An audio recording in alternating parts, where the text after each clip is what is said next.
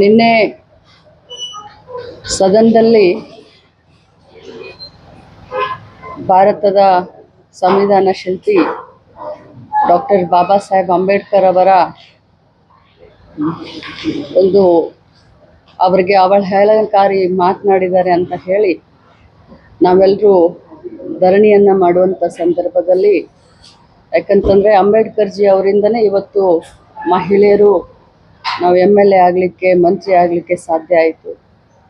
ನಮಗೆಲ್ಲ ಸಂವಿಧಾನದಲ್ಲಿ ಸಮಾನವಾದಂಥ ಹಕ್ಕನ್ನು ಕೊಟ್ಟಂಥವರೇ ಬಾಬಾ ಸಾಹೇಬ್ ಅಂಬೇಡ್ಕರ್ ಅವರು. ಅವರ ಒಂದು ಧರಣಿಯ ಸಂದರ್ಭದಲ್ಲಿ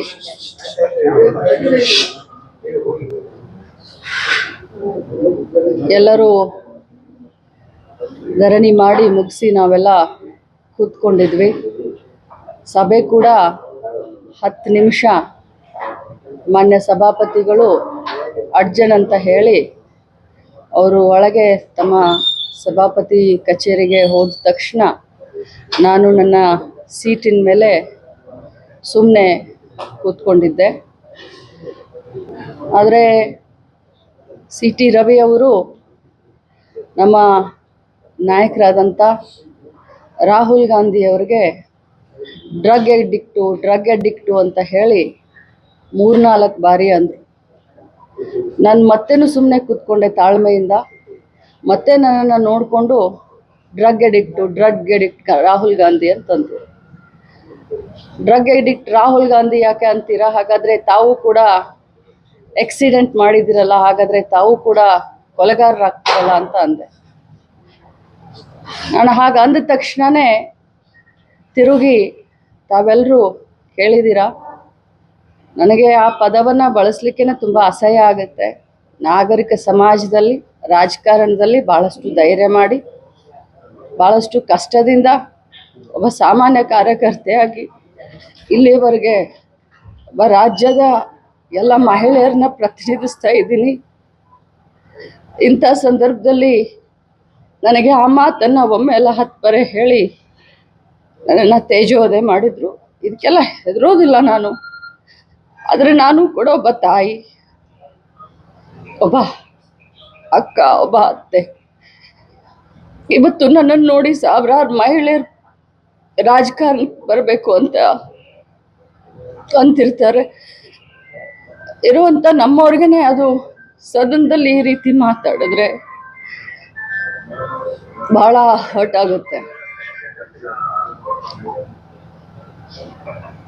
ಇಷ್ಟೇ ಹೇಳಲಿಕ್ಕೆ ನನಗೆ. ನೋಡಿ, ನಾವು ರಾಜಕಾರಣದಲ್ಲಿ ರೋಷಾವೇಶವಾಗಿ ನಾವು ಭಾಷಣವನ್ನು ಮಾಡಬಹುದು. ಆದರೆ ಇಲ್ಲಿಯವರೆಗೆ ನಾನು ಹುಟ್ಟಿದಾಗಿಂದ ಒಂದು ಇರುವೆಗೆ ಕೂಡ ಕಾಟ ಕೊಟ್ಟಂತವಳಲ್ಲ. ನಾನು ನನ್ನ ಪಾಡಿಗೆ ರಾಜಕಾರಣ ಮಾಡಿಕೊಂಡು ಕೈಲಾದಷ್ಟು ಜನರ ಸೇವೆಯನ್ನು ಮಾಡ್ಕೊಂಡಿದ್ದಂತ.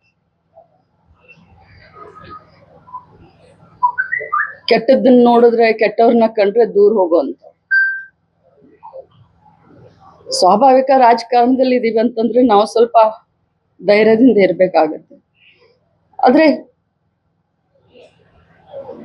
ವಿಧಾನ ಪರಿಷತ್ತು ಅಂತಂದ್ರೆ ಹಿರಿಯರ ಚಾವಡಿ, ಬುದ್ಧಿವಂತರ ವೇದಿಕೆ. ಆ ವೇದಿಕೆಯಲ್ಲಿ ಅವ್ರು ಮಾತನಾಡಬೇಕಾದ್ರೆ ಎಲ್ಲರೂ ಧೃತರಾಷ್ಟ್ರ. ಅದು ಭಾಳ ಕೆಟ್ಟ ಅನ್ಸುತ್ತೆ. ನಾನು ಈ ಬಗ್ಗೆ ಏನೂ ಮಾತಾಡಿಲ್ಲ. ನಾನು ಬಹಳ ಶಾಕ್ನಲ್ಲಿದ್ದೀನಿ, ಬಹಳ ದುಃಖದಲ್ಲಿದ್ದೀನಿ. ನನಗೆ ಅದಾದ ತಕ್ಷಣ ನನ್ನ ಸೊಸೆ ಹಾಸ್ಪಿಟಲಲ್ಲಿದ್ದರು. ನನಗೆ ಫೋನ್ ಮಾಡಿದ್ಲು, ಅಮ್ಮ ಯು ಆರ್ ಅ ವಾರಿಯರ್, ನಿನ್ನ ಜೊತೆ ನಾವೆಲ್ಲ ಇದ್ದೀವಿ ಅಂತಂದ್ರು. ನನ್ನ ಮಗ ಬೆಂಗಳೂರಿನಲ್ಲಿದ್ದಾನೆ, ನನಗೆ ಫೋನ್ ಮಾಡಿ ಧೈರ್ಯ ತುಂಬಿದ್ದಾನೆ. ನನ್ನ ತಮ್ಮ ಬೆನ್ನಿಗಿದ್ದಾರೆ, ನನ್ನ ಕ್ಷೇತ್ರದ ಜನ ನನ್ನ ಬೆನ್ನಿಗಿದ್ದಾರೆ, ಕಾಂಗ್ರೆಸ್ ಪಕ್ಷದ ಜನ ನನ್ನ ಬೆನ್ನಿಗಿದ್ದಾರೆ. ಈ ಸಂದರ್ಭದಲ್ಲಿ ನಾನು ಇದಕ್ಕಿಂತ ಜಾಸ್ತಿ ಏನು ಮಾತಾಡಕ್ಕೆ ಹೋಗೋದು. Thank you.